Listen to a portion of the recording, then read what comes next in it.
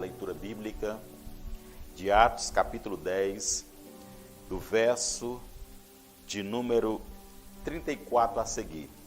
Diz assim a palavra do Senhor: E abrindo Pedro a boca, disse: Reconheço por verdade que Deus não faz acepção de pessoas, mas que lhe é agradável aquele que em qualquer nação o teme e faz o que é justo. A palavra que ele enviou aos filhos de Israel, anunciando a paz por Jesus Cristo, este é o Senhor de todos. Esta palavra, vós bem sabeis, veio por toda a Judeia, começando pela Galileia, depois do batismo que João pregou, como Deus ungiu a Jesus de Nazaré, com o Espírito Santo e com virtude, o qual andou fazendo bem e curando a todos os oprimidos do diabo, porque Deus era com ele. E nós somos testemunhas de todas as coisas que fez, tanto na terra da Judeia como em Jerusalém, ao qual mataram, pendurando no madeiro. A este ressuscitou Deus ao terceiro dia e fez que se manifestasse, não a todo o povo, mas as testemunhas que Deus antes ordenara, a nós que comemos e bebemos juntamente com ele, depois que ressuscitou dos mortos, e nos mandou pregar ao povo e testificar que ele é o que por Deus foi constituído, juiz dos vivos e dos mortos. A este dão testemunho todos os profetas, de que todos os que nele creem receberão o perdão dos pecados pelo seu nome. E dizendo Pedro ainda estas palavras, caiu o Espírito Santo sobre todos os que ouviam a palavra. E os fiéis que eram da circuncisão, todos quantos tinham vindo com Pedro, maravilharam-se de que o dom do Espírito Santo se derramasse também sobre os gentios, porque os viam falar em línguas e magnificar a Deus. Respondeu então Pedro: Pode alguém, porventura, recusar a água para que não sejam batizados estes que também receberam, como nós, o Espírito Santo? E mandou que fossem batizados em nome do Senhor. Então rogaram-lhe que ficasse com eles por alguns dias. Queridos irmãos, uma leitura um pouco extensa, porém traz um maior esclarecimento para o que aconteceu na casa do centurião Cornélio. Pois o início do capítulo vai nos mostrar que Cornélio, ele teve uma revelação da parte do Senhor. Ele viu um mensageiro angelical que lhe disse: as tuas orações, os teus jejuns têm chegado diante de Deus. Agora mande que mensageiros vão até aonde está Pedro e manda chamá-lo, porque ele lhes dirá o que deves fazer. É interessante que, assim como Cornélio recebe o mensageiro da parte do Senhor, lhe explicando que os seus jejuns, as suas esmolas, as suas orações, elas têm servido de memorial diante de Deus. Porém, ainda não era isto suficiente para que ele se tornasse salvo.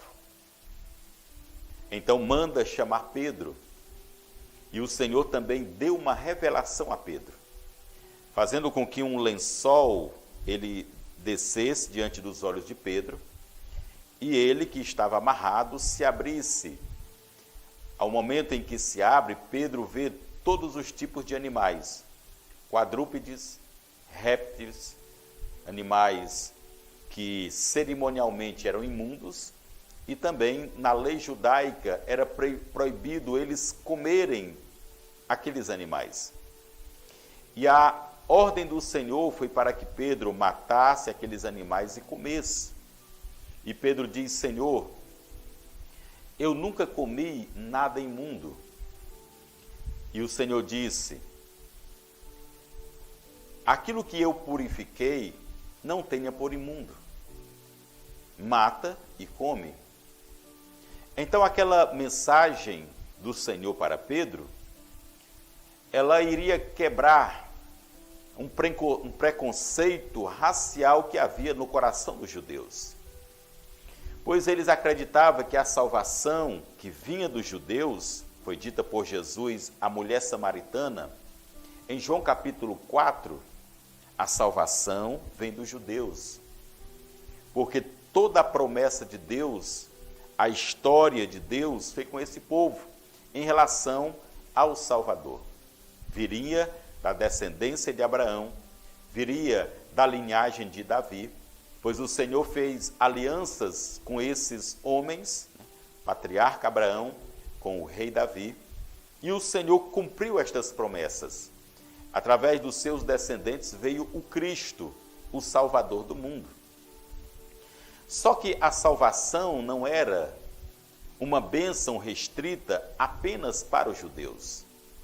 A salvação, ela iria alcançar todo aquele que cresce no nome do Senhor, independente de raça, independente de cor, independente de tribos, línguas, nações.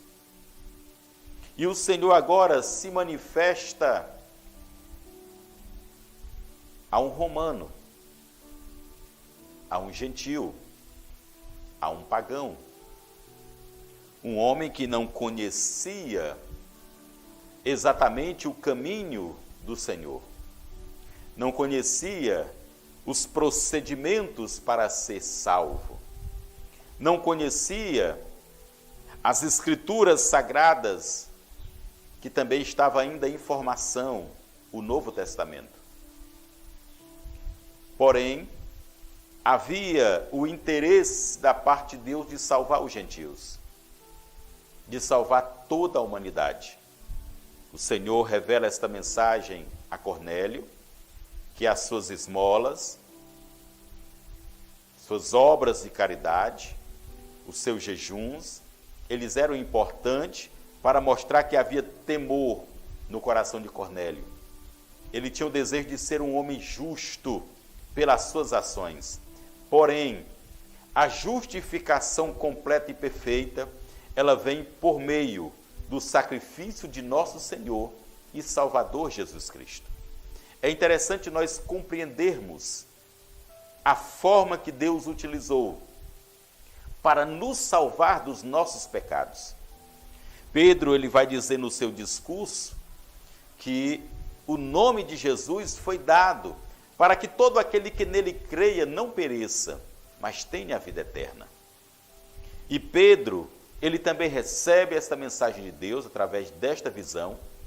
Pedro vai até a casa de Cornélio, em obediência à voz do Senhor, e Pedro prega, testifica, anuncia, assim como nós também estamos fazendo por meio desta transmissão, anunciando que por meio de obras ninguém é salvo. Nós somos salvos por meio do sacrifício de Cristo. Porém, quando nós somos salvos, nós realizamos boas obras. E as boas obras glorificam o nome do Senhor. Pedro estava realizando boas obras em Cristo, pregando o Evangelho, curando os enfermos, ensinando todo o caminho da verdade, sendo um homem exemplar, um homem que tinha uma vida transformada pelo poder do Evangelho. E agora ele estava testificando isso na casa de um gentil. E ele tinha testemunhas, crentes, judeus que o acompanhavam, porque o Senhor manifestou a sua glória, derramando sobre os gentios o Espírito Santo. Aquelas pessoas da casa de Cornélio que ouviam a palavra foram batizados com o Espírito Santo. Eles falaram em outras línguas que magnificavam, engrandeciam, glorificavam o nome do Senhor. Porque esta promessa do batismo com o Espírito Santo, ela não é restrita, ela não estava limitada a um tempo, ela não estava reservada apenas a um grupo seleto, pois Pedro foi categórico no dia do Pentecoste, em que a promessa da descida do Espírito Santo, profetizada por profetas do Antigo Testamento, inclusive Joel, se cumpriu nos dias dos apóstolos. E Pedro disse: olha, arrependei-vos, para que venha o tempo de refrigério, para que os vossos pecados sejam perdoados, para que o vosso nome seja escrito no livro da vida, e recebereis o dom do Espírito Santo, porque a promessa diz respeito a vós, a vossos filhos, a todos os que estão longe, a tantos quanto Deus nosso Senhor chamar. O chamado de Deus, ele tem duas características. O chamado universal, que é o chamado para a salvação. Nesse quesito, Deus não faz acepção de pessoas em relação à salvação. Quando nós vemos o apóstolo Paulo em seu discurso em Atenas, no capítulo de número 17, lá próximo ao final do capítulo, o Senhor vai dizer: mas Deus, não levando em conta o tempo da vossa ignorância, manda agora que todos os homens, em todos os lugares, se arrependam. Aqui está o chamado para a salvação. Deus te chama para ser salvo. Deus te chama para ser incluso nesse plano. Deus te chama para receber esta tão grande dádiva, porque pela graça nós somos salvos. A graça significa dádiva, significa um presente. E este presente, essa dádiva, este dom, nós recebemos da parte de Jesus Cristo. O segundo chamado é para o serviço. Em João capítulo 15, no verso 16, o Senhor vai dizer aos seus discípulos, que já haviam atentado para o primeiro chamado, o Senhor vai dizer: não foste vós que escolheste a mim, mas eu vos escolhi e vos nomeeis, para que vades e deis fruto, e o vosso fruto permaneça, para que tudo o que pedirdes ao meu Pai no meu nome, Ele vos conceda. Aqui estamos vendo um chamado ministerial para o serviço, um chamado para se dedicar à obra do Senhor Jesus Cristo. E agora Pedro está vendo o que Deus está fazendo de extraordinário. E ele pergunta aos seus companheiros, aos crentes judeus que haviam vindo com ele da circuncisão: pode alguém recusar a água, o batismo nas águas a estas pessoas, visto que eles também, como nós, receberam o batismo com o Espírito Santo? E a Bíblia diz que todos foram batizados em nome do Senhor. E agora nós vamos ver que o Evangelho, ele se expande. O Evangelho, ele vai agora alcançar os gentios. Pedro é convidado a ficar mais alguns dias instruindo aquelas pessoas sobre o caminho do Senhor. E aqui eu concluo, dizendo que esta bênção, que iniciou-se em Jerusalém, que percorreu a Judéia, Samaria, ela chegou aos confins da terra. Ela chegou até nós. E nós queremos compartilhar com você, porque a salvação de Jesus Cristo é a maior de todas as bênçãos que o ser humano pode receber. É importante receber uma cura física? Sem dúvida. É importante receber uma bênção material? Sem sombra de dúvida. É importante nós sermos bem-sucedidos nessa vida? Sem dúvida. Porém, nós não podemos viver nesta vida como se a vida por vir fosse menos importante. Pelo contrário, a vida futura, ela é mais importante. Porque a vida terrena, ela é passageira, mas a vida futura, ela é eterna. Portanto, dê um passo importante para a sua vida espiritual.